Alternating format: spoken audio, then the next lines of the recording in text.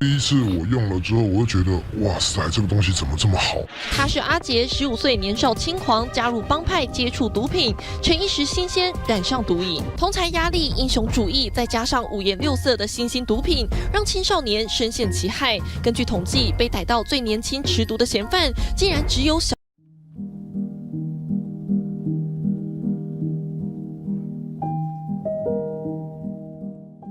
青少年的同侪团体可能有几个主要的类型，比如说在青少年的初期，他们是3、5好友在一起，有比较多的时间互动，譬如说有时候称自己为3剑客、4大金钗，当中也没有特别的领导者，互动的非常的紧密，经常除了在学校之外，课余时间也常常是用各种方式在联系当中的。这样的团体我们称之为青少年的小团体。那这样的小团体刚才说过，大约是3到5个人左右，可能以同性别的朋友居多，也就是3位都是女性，或者是4位都是男孩子。那么这时候呢，他们所形成的团体有一种非常明显的共同的特质、共同的想法、共同的行动，这就是青少年最典型的小团体的特质。青少年还有另外一种团体，叫做大一点的团体 club，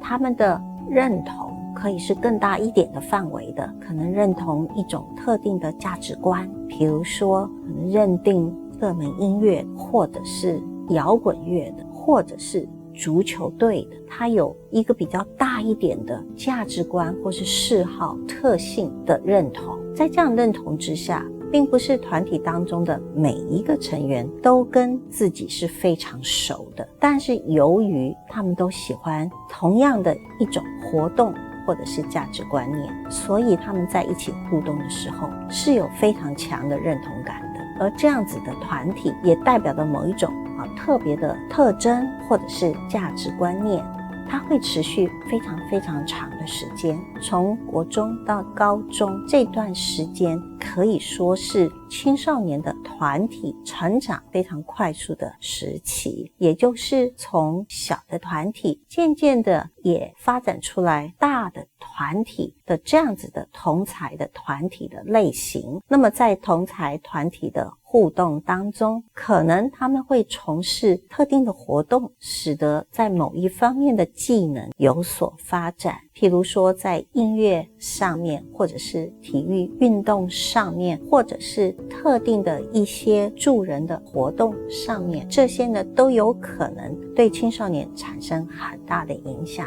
当然在学习上面也可能透过大团体和小团体来帮助个别的青少年在学业上头有所成长，这些呢都是青少年的同侪团体对青少年的发展非常重要的贡献。那我们也晓得有一些的青少年在团体当中可能有比较多的领导的才华，所以在大团体当中常常会发现青少年的结构产生不同的阶层，有些人是领导者，有些人是辅助者，有些人是参与者，在不同的角色跟地位可能对团体都有不同的贡献，所以青少年可能在参加大团体的时候会发现他自己有一个角色任务跟功能，这些对青少年的发展非常的关键跟重要。我们也发现在大一点的团体当中，我们的青少年有可能会从事一些平常不太会进行的活动，而有的时候也会有一点点危险性的，例如说平常可能不会飙车，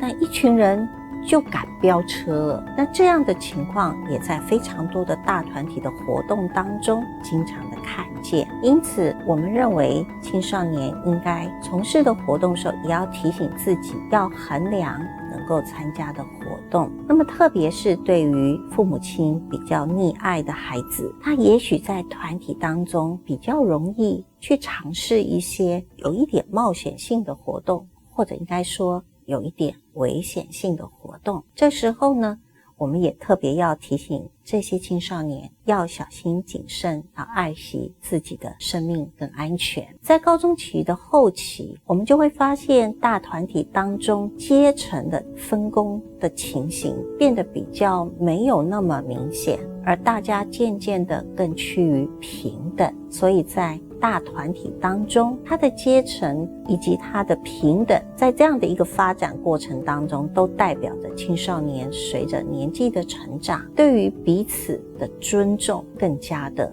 成熟跟更加的重视。这些呢，都是团体，尤其是同才团体对青少年的成长非常重要的影响。大团体当中有一种认同的感觉，而这种分工跟阶层性的一种角色的分派，能够减少大团体当中的许多的冲突，这些呢也使得团体得以维续，并且发挥更大的影响力。那我们晓得，大部分的青少年如果是在团体当中是领导者的话，通常能力比较强，或者是身体比较强壮，这样子特质的青少年比较有可能被推选为，或者是被推崇为团体的领导者。在这样子的过程当中，不同阶层的青少年之间的沟通也会是一个非常重要的练习。所以青少年的团体